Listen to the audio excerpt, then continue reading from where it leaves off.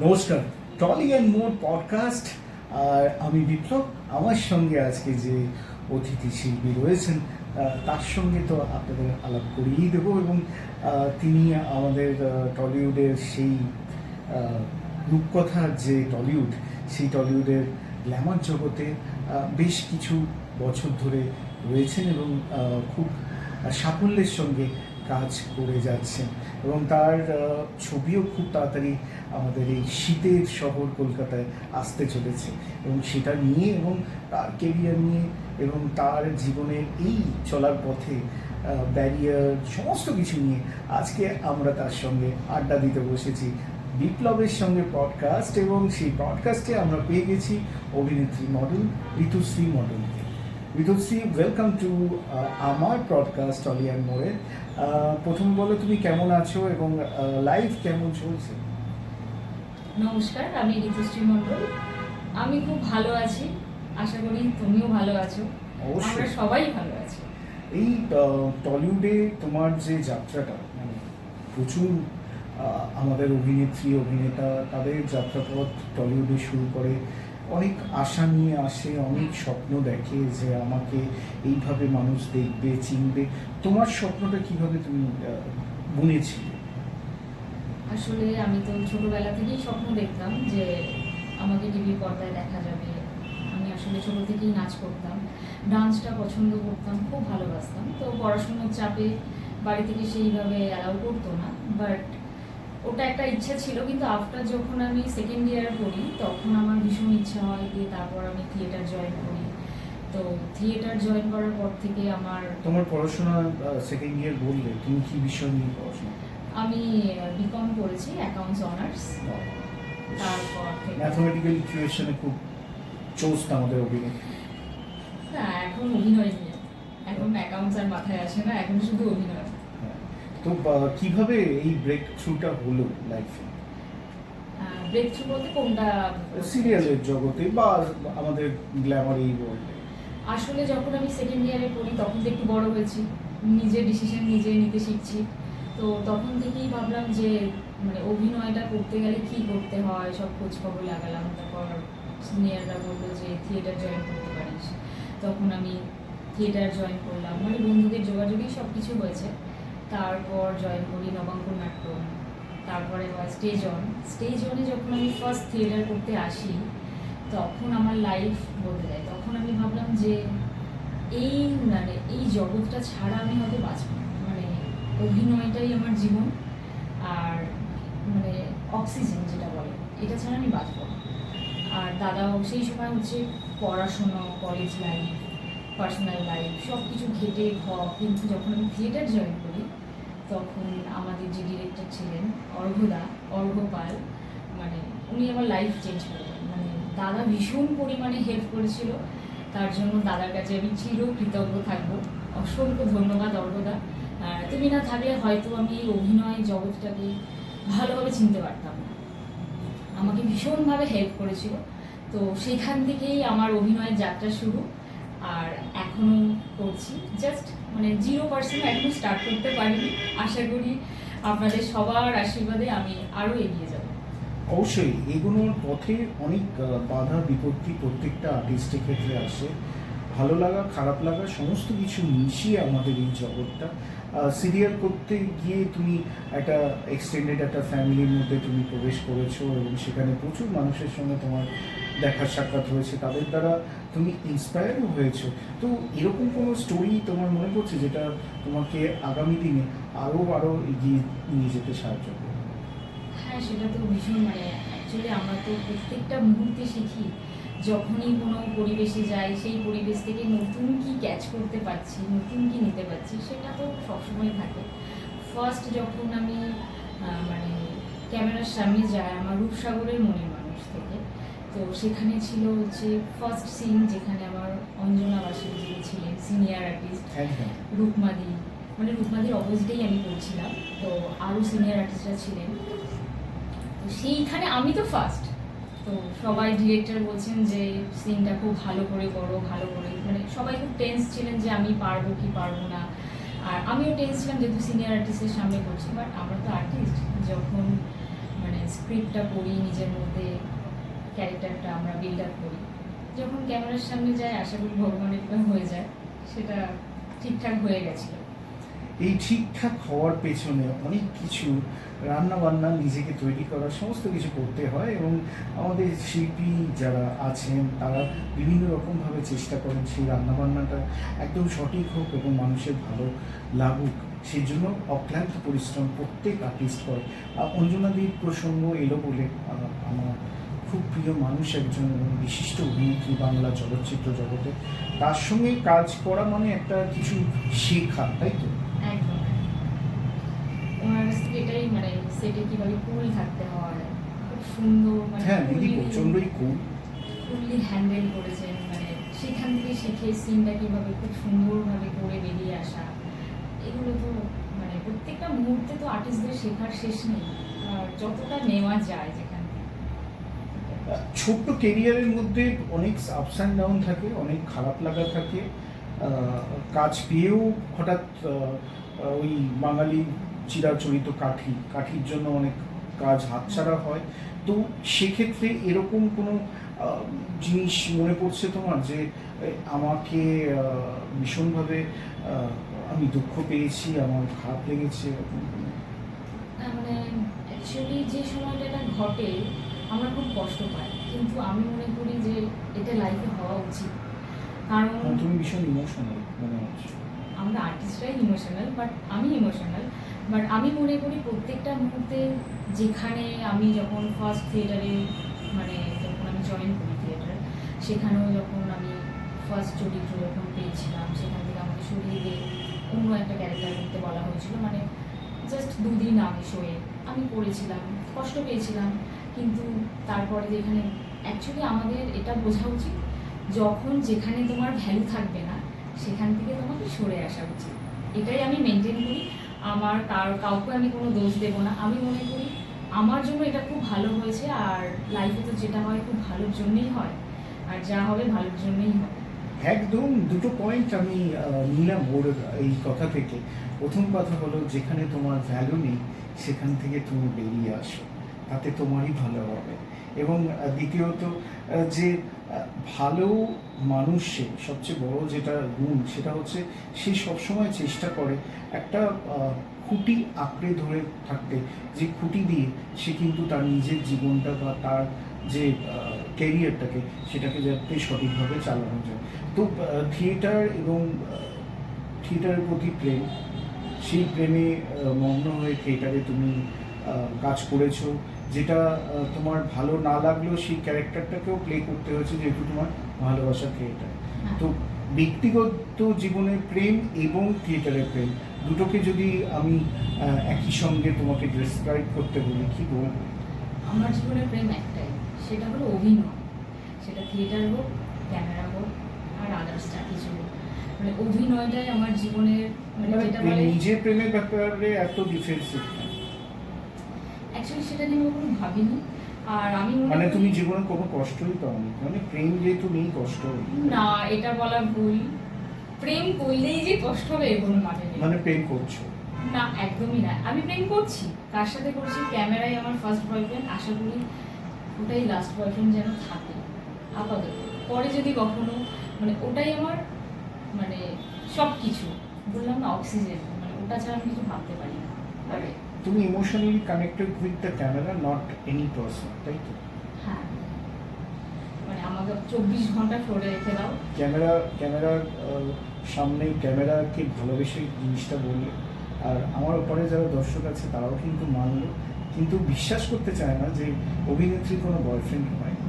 কেন বয়ফ্রেন্ড থাকতেই হবে এর কোনো মানে নেই। আমার বন্ধু আছে, আমি বন্ধুদের সাথে মিশতে ভালোবাসি, সবার সাথে মিশতে ভালোবাসি, কিন্তু আমি মনে করি আমার ফার্স্ট প্রায়োরিটি আমার কাছে আমার কেরিয়ার।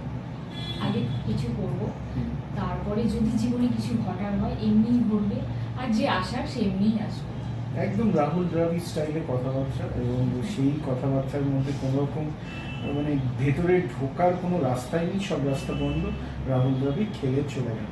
তো আমি যেটা বেসিক্যালি তোমার কাছ থেকে জানতে চাইছি যে আমাদের টলিউডের অভ্যন্তরে যদি ভেতরে ইনসাইড স্টোরি দেখতে চাই, সেখানে কিন্তু একজন অভিনেতা বলো একজন অভিনেত্রী বলো, তাদেরকে বিভিন্ন সংঘর্ষের মুখোমুখি হতে হয় স্টোরি পেতে গেলে।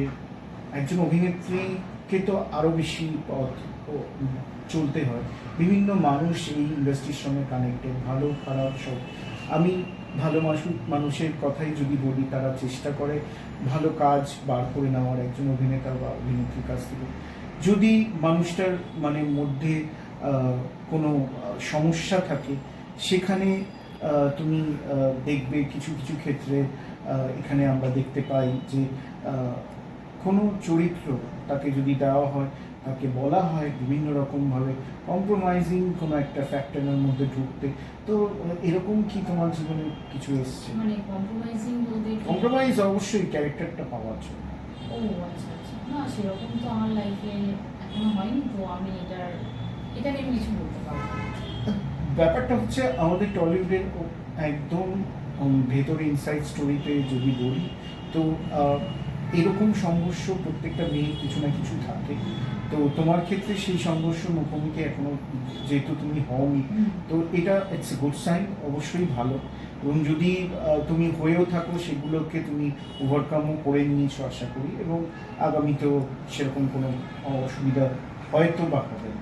ইন্ডাস্ট্রিতে বলে বন্ধু হয় না, এটা আমি অনেকের কাছ থেকে শুনেছি যে বন্ধু তো খালি ওই সেটে, এবং সেটের বাইরে যখন বাড়ি চলে যাই, আমার নিজস্ব জগৎ যখন থাকে, সেই বন্ধু কিন্তু সেখানে কোনো রকম সাহায্য বা সাপোর্ট করতে আসে না।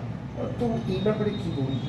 এই ব্যাপারে আমি একমত তোমার সাথে। ইন্ডাস্ট্রিতে সত্যি কেউ কারো বন্ধু হয় না। সত্যি কি তাই? হ্যাঁ সত্যি তাই। মানে আমার ছোট্ট এক্সপিরিয়েন্স থেকে যতটুকুনি আমি এক্সপিরিয়েন্স হয়েছি, কিরকম এক্সপিরিয়েন্স? মানে এই লাইফ চলা আর কি, 9 বছর ধরে আমি থিয়েটার করছি, থিয়েটারের লাইফ ক্যামেরা দিয়ে জাস্ট মানে শুরু হয়েছে আমার, এখনও সেইভাবে প্রবেশ করিনি। তো থিয়েটার লাইফ থেকেই বলছি। হ্যাঁ, আমরা যখন ফ্লোরে থাকি তখন আমরা ভাবি একে অপরকে, মানে বন্ধু যেটা বলে আর কি, আমার জন্য হয়তো জীবন দিয়ে দেবে, কিন্তু না, সত্যি আমরা বাড়ি ফেরার পরে এটা মনে হয় প্রত্যেক শিল্পীরাই ফিল করে। মানে সমস্ত কিছু ওই ফ্লোর ভিত্তিক। যতক্ষণ তুমি ফ্লোরে থাকবে বা সেটে থাকবে, তুমি হয়তো ওকে ছাড়া তুমি থাকতে পারছো না, বা সে তোমাকে ছাড়া থাকতে পারছে না। আসলে সবাই তো সবার পার্সোনাল লাইফ আছে, সে তার মতন থাকে, যে যার মতন হ্যাপি থাকবে, যে ভালোবাসে। বিপ্লবের সাথে টলিয়ান মোড়ে আজকে পডকাস্টে আছে ঋতুশ্রীর সঙ্গে কথা বলছি আমি, এবং ডিফেন্সিভ কথা, ঠোক কাটা কথা, সমস্ত কিছু আমার পডকাস্টে সবসময় থাকে। আমি চেষ্টা করি সেই মানুষটির মধ্যে যে সুন্দর যে ভেতরের যে ভালোবাসা আছে, ইমোশন আছে, সেটা নিয়ে কথা বলতে, এবং সেই মানুষটাও যেন সেই উত্তরের জন্য আমাদের দর্শকরা যে অধীর আগ্রহে থাকে, সেটাও যেন তারা পায়। ঋতুশ্রী, তোমার সামনে একটি পূর্ণ দৈর্ঘ্যের বড় ছবি আসছে, যেটার জন্য তুমি ভীষণভাবে উত্তেজিত। যে ছবিটা আসছে বড় পর্দায়, এবং মানুষ বড় পর্দায় ছবি দেখা মানে ছোটবেলা থেকে প্রত্যেকটা আর্টিস্ট বলো বা মানুষ বলো, বড় পর্দার একটা আলাদা গুরুত্ব আছে। ছোট পর্দা তো অলওয়েজ আমাদের ভালোবাসার জায়গা, কিন্তু বড় পর্দা মানে বড় পর্দা। সেই বড় পর্দায় রাত পাড়ায় আসছে একটা সুন্দর ছবি।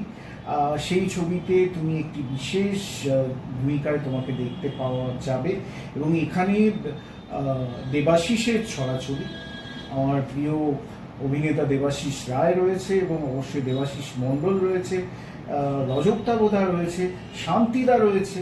তো মানে একদম যারা আমাদের আর্টিস্ট, যারা সত্যিকার প্রকৃতভাবে অভিনয়ের জগতে বহুদিন রয়েছে, তারাও কিন্তু এখানে রয়েছে। তোমার ক্যারেক্টার, তোমার এই যে টিম, সেই টিমের মেম্বার, তাদের সঙ্গে তোমার কেমিস্ট্রি যদি সামান্য আমাদের এই পডকাস্টে বল। সবাই ভীষণ ভালো, আর আমি তো সবার কাছে বাচ্চা, মানে ওদের কাছ থেকে অনেক কিছু শিখেছি, আরও ভবিষ্যতে শিখবো।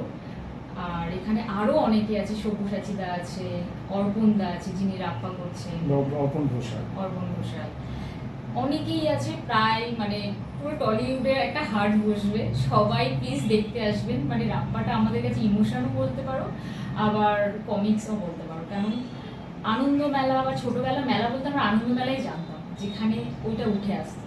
আমাদের বিখ্যাত রাইটার সুজয় বন্দ্যোপাধ্যায়, উনিও থাকলেন। মানে ছোটবেলাটাকে ফিরে পেতে হলে রাপ্পা অবশ্যই দেখতে হবে, rapparroy.com। আরেকজনের কথা বলতে ভুলে গেলাম, তার জন্য তিনি হলেন ধীমান বর্মন, আমাদের প্রযোজক ও পরিচালক আর কি। রাপ্পা রয়, যেখানে একটি বিশেষ চরিত্রে শান্তিলাল মুখোপাধ্যায় রয়েছে।